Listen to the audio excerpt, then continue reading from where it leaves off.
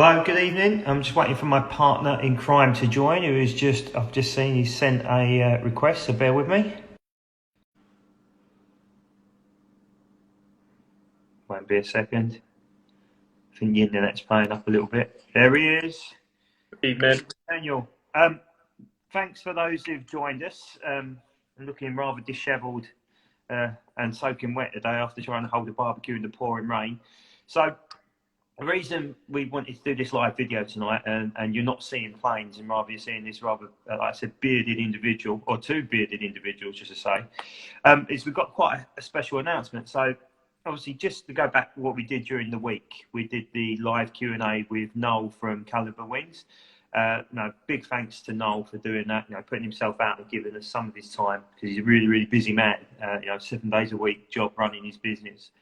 And it was really successful, and we got a lot out of it, and I think a lot of our followers did as well. It seems to have gone down really, really well, whether it be on Facebook or some of the model forums. But to sort of add a bit of perspective, the reason we started collecting die-cast models over the years was because of Corgi. So I used to go to what we call a shop called Model Zone, which is at Lakeside or Romford, where I live now. And you look at all the models, and the first model I ever got was a 132 Jumping Jacks P51 Mustang. So it was Corgi that got me into the bug. So they're the ones that sort of really started my love affair with diecast, and I'm sure Dan and thousands of others. So we have been trying to build a relationship with Corgi over the previous sort of 3 or 4 months, and we was introduced to a gentleman called Michael Clegg. And for those who know Michael, he's a serious die-cast collector. He used to run a company called Flying Tigers, which is now run by Richard. But he's now the aviation specialist at Corgi. So we've asked Michael if he would kindly do a Q and A session with us. And the powers that be have agreed for him to do a live Q and A with myself. Unfortunately, I'd like Dan and Gary on it as well, but Instagram only allows us to do 2 people at the same time. Yeah. So what we'll be doing over the coming few days, we'll be sending out some questions, whether it be by the Instagram. I'll do an Instagram post, a Facebook post, obviously Insta stories.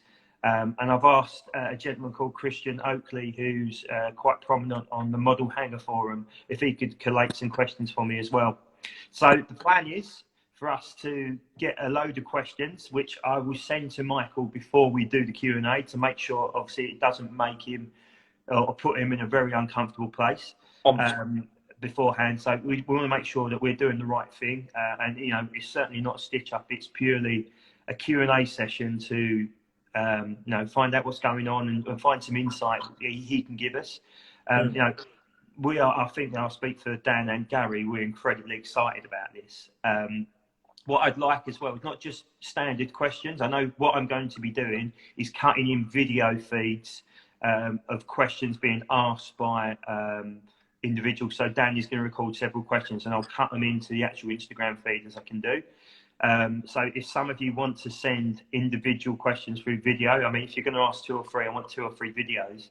And then I can sort of edit them in the iPhone editor and put the name on there as to who's asking the question. And then we get some answers from that. Obviously, I can't promise to ask every single question, because I'm sure there's going to be a hell of a lot of interest in this. So realistically, I will try and limit it to 1 question per person. Obviously, Dan, as he runs the page, and Gary runs the page, will probably get 1 or 2 out of being favouritism, of course. But it's really exciting. This is the first time Corgi have ever done anything similar to, anything like this. Corgi are the brand, really. Yeah. Not just Aviation Archive, but Corgi as a whole. They've never done anything like this. So Mark, I've been kind of taking a little bit of a backseat for the last little while, as you know, because I've had little. I've been a bit quiet on here recently because I've had a few other responsibilities to sort out. But hopefully, over the next little while, I'll be back up and running again. It's exciting. It is exciting to have the opportunity to ask some questions and to find out what's going on. Like Mark said, really, really interesting and exciting. So feel free to fire some questions. Don't fire stupid questions like when you're going to release a 1/16 scale Lancaster or something like that. But yeah, it's going to be good. It's going to be good. So yeah, we'll obviously keep everybody updated on it as well. Yeah, no, for me, it's incredible that, actually, big kudos to Michael for, putting up with us too over the last few weeks. He's a top man. For those who don't know Michael, he writes the Diecast Diaries and Aerodrome aspects of Corgi, as well as obviously being the aviation specialist as such. Which obviously feeds in, Corgi isn't just about aviation, it's obviously about, the Vanguards and the cars and the Chunkies and, all the other bits and pieces that ties into, like the Beatles Yellow Submarine stuff and all the special edition, bits they did for the Olympics and all that. So, it is obviously a section of Corgi, but for them to be able to do this and sort of engage with us, the collectors, on a wider scale, I think is incredible. And I'm really chuffed that they've allowed us to do this. And it should be a really good opportunity to get some real sort of insight into what's going on in the model business and their point of view as well. Because you've got to remember, Corgi haven't had it easy the last, the Hornby brand as whole has not had it easy the last few years. And since Lyndon Davis come in, has obviously turned the corner and steadied the ship. But there was a point where Hornby or Corgi might not have existed. So, we could have, the modelling or diecast world would have been in a lot worse position for that. So, really, really exciting. I'm over the moon for it, and hopefully, it's something we can build a relationship with Corgi as a brand and try and help them on their way with some bits. But most importantly, you guys, the followers, and the people who supported us on Facebook and YouTube and whatnot, a real good opportunity now to ask some questions and get a little bit of insight around some stuff. Because, like I said, in terms, we used to have the forum on the Corgi website that disappeared, and there wasn't a lot of interaction between Corgi and the customer. But this is a great opportunity to make that happen. So, really exciting. Just hand over to you, Dan, because obviously I feel I've waffled on more than enough. I need to get a drink. No, it's fine. If anything, a bit of again, we say it every time, but a thank you to you guys as well. Because I mean, without you guys following us and giving us the kind of reaction that we get, we wouldn't have the grounds to be able to say, look, we're just a couple. Put it this way: if we didn't have any followers, a couple of lads, one from up north and one from down south, ain't going to get nowhere with Corgi. You know what I mean? They're going to laugh and go, "Bloody hell, these guys!" But because we've got the backing, you lot, we've kind of got a bit of influence, and we can get ourselves into these positions. So thank you as well, because without you, we wouldn't be able to ask questions regarding possibly future models and stuff like that. So yeah, no, I mean, Mark covered that, mate. It's going to be exciting times. It's going to be exciting times. I'm buzzing for it. Just to be absolutely. I mean, from my background, from as a kid, my first two models were the 144 scale Lank and the 172 scale Spit. And if I'd said to my granddad back then that in, I don't know, 10 years' time, I'm going to be sort of like not working alongside, but having some sort of shindig with Corgi, you'd have gone, yeah, that's great. So it's a good opportunity for us boys as well to kind of progress a bit further and see how far this Instagram business goes. Absolutely. It's good fun. Good fun. No, it's great. And I'm expecting us to be bombarded over the next few days. And I've got to be realistic. What I would say to you guys is that we're not. This is not here to. We're not questioning the government. No. Michael is doing us a massive favour, and venturing into the unknown as well, because this isn't something that the brand has done before. And I certainly don't want to make him feel uncomfortable, because there's obviously going to be some feedback around stuff, because speaking to Michael as an individual, he puts his hand up and said, well, this wasn't right, and they appreciate that, and they do know what's going on. They don't just switch off and ignore the fact if something isn't correct. But I want to make sure that we get as much out of it as possible. So have a real think, see what you can get. If you want to send it by writing, or you want to send a recorded video, either way, that'd be fantastic. Yeah. Like I said, I'll put it on the Facebook page and and YouTube as well. Once this is done, I'll post the video on YouTube as well. It's just a great opportunity to find out what's going on, and hopefully it can become a regular thing. I know Noel Caliber is certainly keen to do it quarterly. You know, it'd be great if Corgi could do either quarterly or monthly or whatever it may be, whatever they feel more comfortable with, because I'm sure there's hundreds of questions to be had out there. But yeah, I'm really, really chuffed. I'm really excited. And yeah, just, you know, it's something very different. No, this is only the second time I've been on camera, and it's the first time Dan's been on camera as well. Because usually we just show the models, and you know, and so be it. But it's great. It's brilliant, and you know, it's been a real contrast because this week has been a real week of highs and lows. You know, like for me, you know, I'm starting to get close to my dream of having my man cave in the garden. You know, the garden's now flattened, looks fantastic. Yet last night I was at work, and the missus rung me with like, oh, you don't want to see this. We've had a big ceiling collapse in our front room, and it's taken out 5 of my 132 models, and they're beyond repair. So, you know, it's a bit sort of like, oh, Jesus. I hope the insurance can take care of it, but it's a real sort of all over the place sort of week. So now this will be good, something to focus on going forward, and you know, I really am excited about the future. You know, this catalogue has been put on hold a little bit because of what's going on around the world. I'm sure there's bigger things than die-cast models, but there's some great stuff coming out, and we should get some insight into that before, you know, if not through the die-cast diaries and stuff like that. So, yeah, fantastic. I know you've got a couple of bits out, Dan. Do you want to go through them? Yeah, so literally, this is a quick video from us tonight, just to sort of like make that announcement.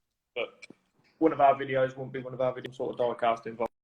So I have dragged out the latest Corgi C47, That's All Brother. You've all seen that before. Right, I'm going to apologise now because all you guys have seen from me for the last little while are either Dakotas or Lancasters. That is purely because our conservatory, it's all new and fresh up, so we got a nice glass roof and we're just awaiting plaster. But these are all the guys that are out at the minute still on display. The rest are boxed up until it's finished. So the new one is my Code 3 that I'm quite proud of, to be honest with you. Without blowing my own trumpet, I think it looks really brilliant. I mean, if you look alongside, I mean, Corgi, if you're listening, don't take offence to this, but if you put it alongside Corgi's That's All Brother, I don't like it. I think it looks all right. Hold on, what's Gunnar Nick said? Where would you say the best place to start? eBay? I'm just answering the question here, man. Yeah. eBay. We get a lot of stuff off Facebook Marketplace, Box, stuff like that. And other collectors as well. So, I mean, like the Facebook Marketplace, sorry to jump in, there's specialist die-cast aviation one called the Die-Cast Aviation Marketplace, which we conveniently run as well. But it's a great place to go and look, and, you know, getting stuff off other collectors. People were looking at chopping and changing. If I'd used Jason, for example, he's now focusing on jets, so he's moving out his US Air Force collection. You can get stuff at decent prices, and of course you're not got to worry about listing fees and stuff like that. And of course it might be around the corner to where you live, so well worth looking into. Yeah, absolutely. Going back to the model, I'm not an expert modeler. I'm not a professional. This was something. It came up relatively cheap. It was the Gary will kill me for it. What was mine? The British Airways one, was it? It was. Oh, scandalous, Daniel. Oh, shut up, you tart. But it's not something I collect in that scheme. So it was dying for a respray. As much as it's probably not completely accurate to the rest. So you got That's All Brother with the different masts and stuff on like that. It hasn't got any of the dome or anything on top. But I ain't being funny. Gary's just said British Airways. Yeah, it's one that I'm proud of, to be honest. I didn't do a bad job, especially the stripes. Look at that, look. Right, they're probably not accurate. That's something else I'd like to see from Corgi. I've mentioned it before. That's All Brother, the stripes. Winner they are. Winner. I didn't want to attempt it on mine because I'd have made one hell of an ass of it. But yeah, no, quite happy with the way that come out. I'm going to do some more in-depth photos of that. To be honest, once I've managed to get the new cabinet and everything set up, that'll take pride of place, and I'll get some more photos under a decent light. But yeah, no, very, very happy with that. I'm going to be taking one on myself, so I've actually bought a cheap Berlin, what's it called? Berlin Airlift Dakota. And I'm going to be trying to do it in Mayfly's colour, which is the one operated by Aces High. I need to get that. I'm going to try and pop down. I didn't realise the range is open and they actually stock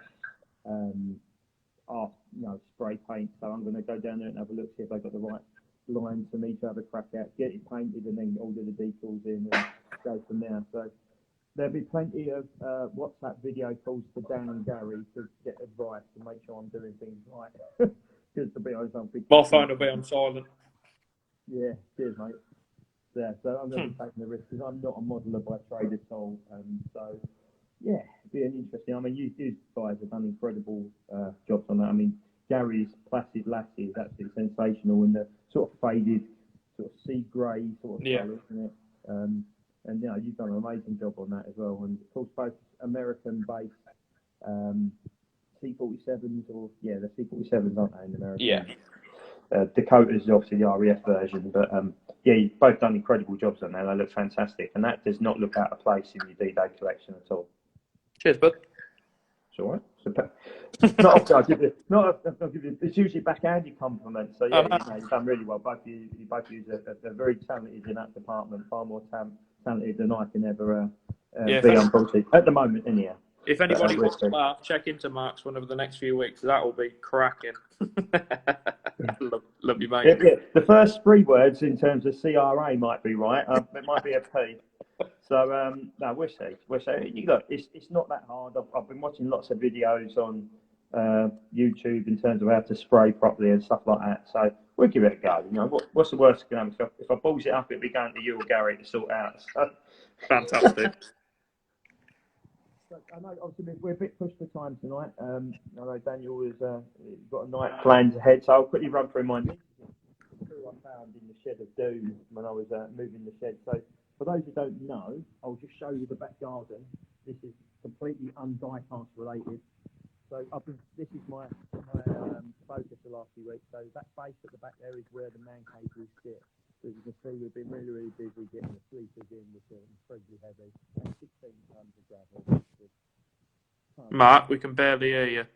Oh, sorry. And 16 tons worth of gravel, which was incredibly difficult to move, but incredibly proud of where the garden's come. The missus has, funny enough, just joined this video, but she's done a cracking job with the idea of getting it there. So once that man cave goes in, exciting times. But I've just pulled out 2 from the shed. So we had to move the sheds inside our kitchen because that's what normal people do, apparently move 3 sheds inside their kitchen. But they're now back outside again. So when I was back outside, I was restacking. I see these 2 bad boys. And these are Corgi models, sort of subbed, contracted to Hobby Master. So the Predator range, I didn't realise it was as late as this, was 2007. They released 3 different series, 1, 2 and 3. And the 2 here are, this one here is Immelman, the Immelman Russian Stuka. So Immelman, one of the famous Stuka dive bomber pilots, obviously alongside Heinz Ulrich Rudel, who isn't out today, but his version is very similar to this, the tank busting one with the large cannons under the wing, the anti-tank cannons under the wing. And of course, he's incredibly successful in the Russian theatre. So Simon Collins just asked, are they HM? Technically, yes, but they're under the Corgi brand. I'm not quite sure how or why they did that. If someone could actually find that information for me on why they were subbed out to HM. But Hobby Master made this, a Hellcat, an Avenger, a Starfighter, and it says it on the back. Let me have a look. I'll be able to tell you. Starfighter, Avenger, own a MiG-21 and a Dauntless. And they released them in 3 series in 2007. I have all of the propeller ones. I don't have all the MiG. I've got 1 MiG-21. I think I've got 1 Starfighter. But they're really good models. The Stuka's a lovely looking model, and these are a rare beast to find, so well worth having in your collection if you can get them. I've got the 3rd one. I've got the Heinz Ulrich Rudel one, but I don't have a clue where the hell it is. So there you go. Look, that's it from me. I'm going to obviously sign off now. Just like to thank you again for all the feedback from Noel's Q and A through the week. I know Noel really enjoyed it, and fair play to Noel. What a top man for doing that. Bearing in mind, he was speaking to me the other night, and it was 3 o'clock in the morning over in Shenzhen where he lives, and he was really, just making sure he was, we got everything in place to do it. But it's great for him. Caliber Wings are a brilliant brand as well, and make some fantastic looking models. So exciting news, and he gave us a couple of exclusives as well. So yeah, fair play to Noel, and we're doing that again come September. I'm staying in touch with him as well. So, like I said, I'll get all the information out. I'll save this video, whack it onto YouTube as well, and ask on the Facebook page. Any questions, keep pinging us them.